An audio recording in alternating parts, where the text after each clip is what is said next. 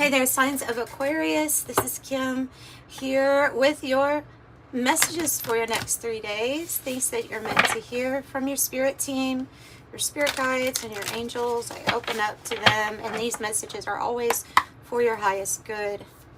Hope you guys are doing perfect today. I hope you are doing perfect. Queen of the Nagas. I wonder if we should pull both of them. Hang on. I have to do a little editing because YouTube doesn't value art in tarot the same as other art for some reason. I don't know. But anyway, Queen of the Nagas. And you have the Seraphim. You have the Seraphim here too. Okay, they're high vibe. Bastet on the bottom. Bastet. Alright, so we're going to take those three, I think. And I'm going to turn to the book that was Alana Fairchild, White Light Oracle. Because I really like the intro to each of these as to kind of sum up what they're about. We'll start with the first one that came out, which was Perfume of Sophia. Which is wisdom. Right. Okay, number 12. It says, you will be able to sense the best timing and approach to take to create space for healing and resolution. They're telling you to ground yourself as much as you can right now, your body. Find ways to show self-love to those cells that keep us going throughout the day and night, right? So it says you're going to find your way intuitively and instinctively through confusing circumstances. It says where one moment you're sure the answer is no, and then the next moment it's yes. So it says give up trying to pinpoint an exact reason and know that clarity is coming in divine timing. I feel like this is like trusting action on instinct and intuition before it makes sense, before it's logical. And just knowing that it will make sense. Okay, Queen of the Nagas.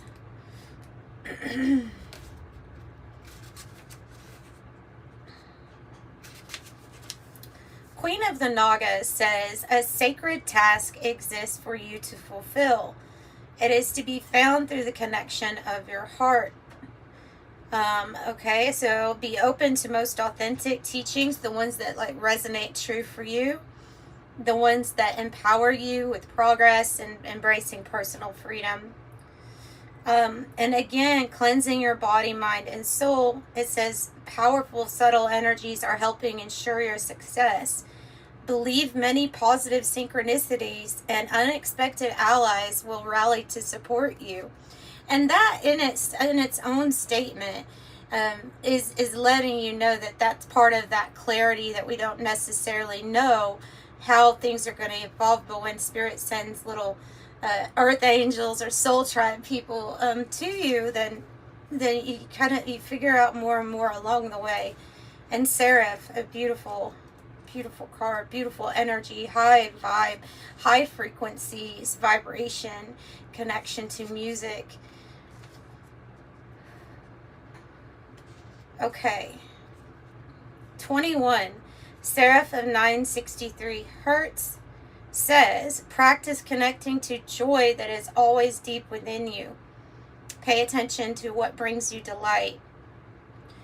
Connecting to the joyful capacity of your heart will help release negativity and uncertainty.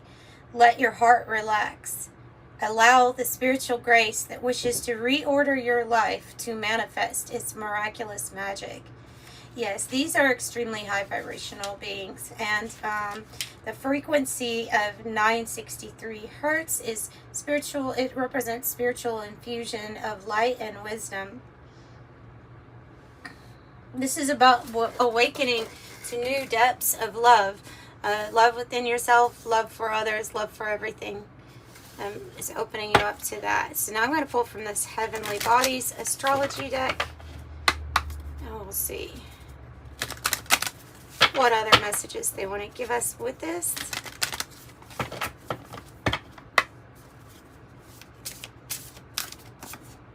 The sun.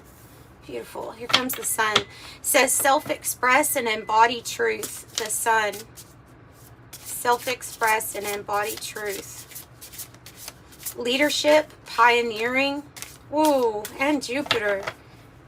The sun and Jupiter and Mars on the bottom. Mars meaning to move forward here. It is a very confident energy. Move forward, defend self. And Jupiter, grow, expand, abundance, luck, fortune. So really is the sun. So you have these two energies that are here to help you expand into something pretty amazing. So I would say that there's definitely some things that are coming in that you're going to feel were luck and were fortunate for you on your path, because this is what's being guided in at this time. Let's pull maybe a couple of tarot cards for this.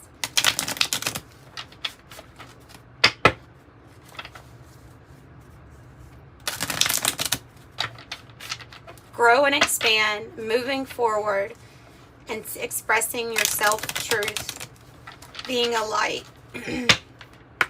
Whoa, need some coffee. Being a light.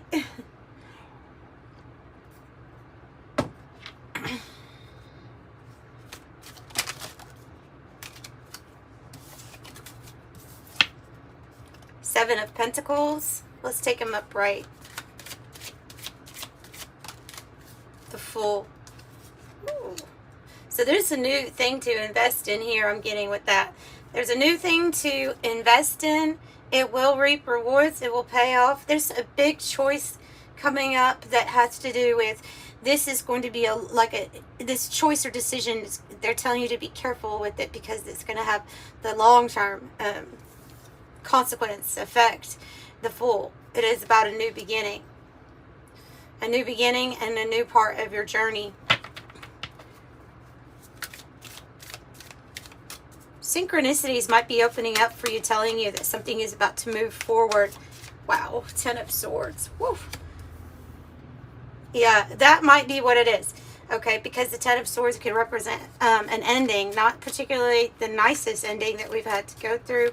Something that's built up over time. Can be betrayal. The person on the card is being stabbed in the back, or feels like they've been betrayed, right? And so the 10 is the completion of this.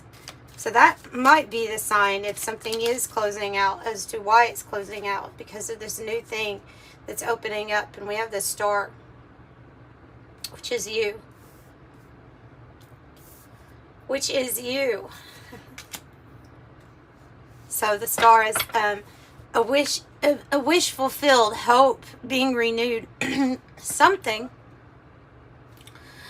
from your dreams, childhood, inner child, something that you've always wanted to attain, a desire that never went away, is coming back to be manifest, and it will be manifest in this energy. That's what I'm getting from that. So look forward to that manifestation. May involve a particular partnership, the Lover's energy. To me, that is like, okay, there's maybe an ending. We're coming up to this crossroads. What do I decide? It is a big decision. It is a big decision, and I think it has to do with who you want to lay down the groundwork with, who you want to cooperate with. Also, gifts, talents, and abilities are being recognized when you see the 3 of Pentacles.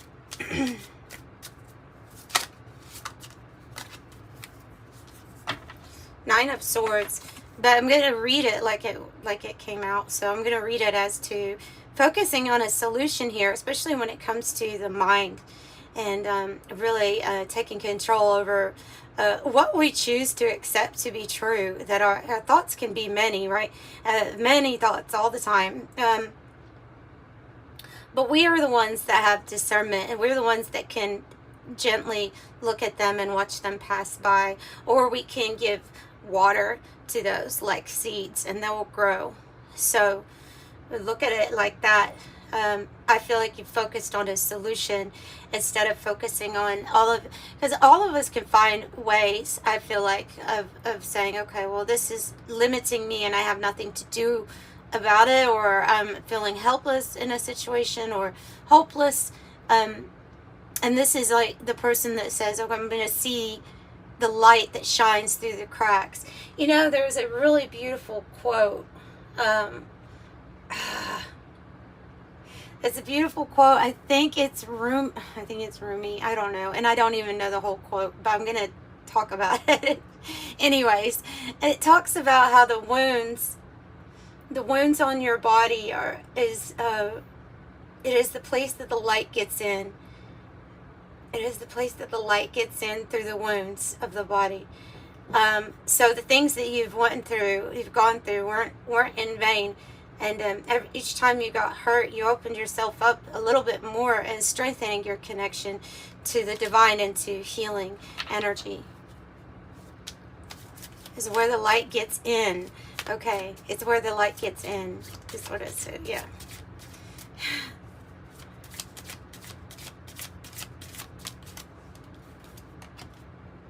Seven of Swords, a strategy. I think this is a strategy because 7-7 and then it's underneath the Fool here. It's about a strategy for this new beginning for yourself. A big decision that we're perhaps just not unveiling, not letting anybody else know. In fact, there may be something that we've postponed or put off for a while. Maybe we're waiting on a certain strategy to be right, like timing right. And maybe we are trusting in, timing, divine timing, and your synchronicities here. Your own intuition. The Hermit and the Magician. So, yeah, you've really tapped into your power here. Page of Cups, King of Cups. It's a beautiful, balanced energy for your emotional self. And you're so balanced. It's because of this time here spent in the Hermit mode where you are the star. Usually they're carrying like a lantern that has a star in it, because this is where you found yourself in the Hermit mode. You literally found the star. You found the power, the Magician. You found conscious creation versus programming versus unconscious unveiling of our subliminal journey that's going on. This is something where you've tapped into, hey, I can control this. And this is a new loving experience coming. It's something, I feel like this could be news that's quite unexpected that comes in and lets you know, hey, you're about to have a new start. Someone could be very like connected to you, connected to your heart space with the King of Cups. I feel like they have a strong connection with you, a bond in that sense. So that can be a love interest also, wanting to take action because he's a king, or she, you know what I mean, embodied in masculine energy, not talking about a specific physical form. Okay, so let's get some from the 108 Oracle. Let's see if there's anything they want to add about this choice, this decision, this crossroads. It's going to be powerful, they're saying, kind of like this Mars energy. It says this is a big, powerful situation. It is hot, and could be that something is going to blow up in the best way possible for you here, some type of success. Beautiful. And the scuba diver, which is like this hermit energy, going within, observation, exploring the unconscious mind, self-reflection, disconnecting. And this situation where you've been wanting to heal the heart, come out of interference or heartbreak situation, they're saying it is changing. This is changing for you, and it's going to change in a big, powerful way.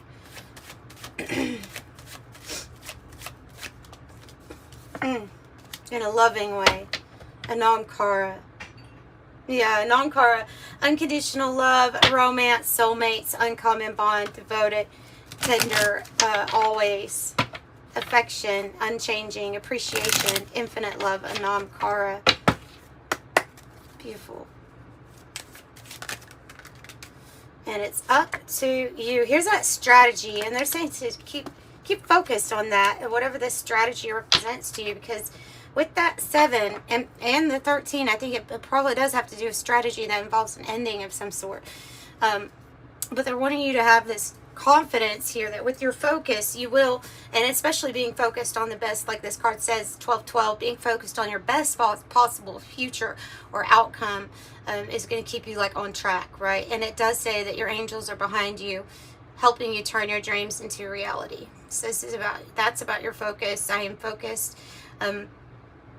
7 is about, it says I am brilliant.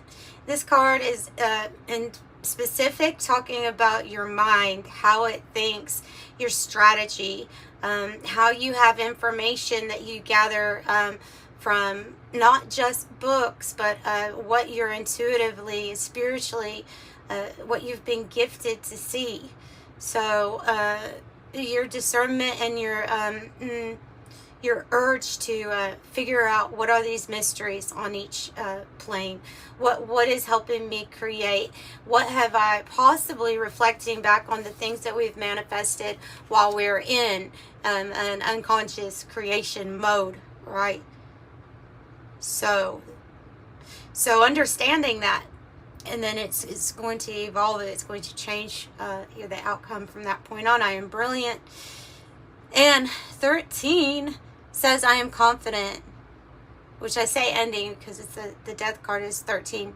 But this actually says as you work towards your goals, you have a knack for coming up with something real. And it says again, optimistic but practical outlook keeps you on track. So that's what I have for you, Aquarius. I'm sending you so much love. Bye.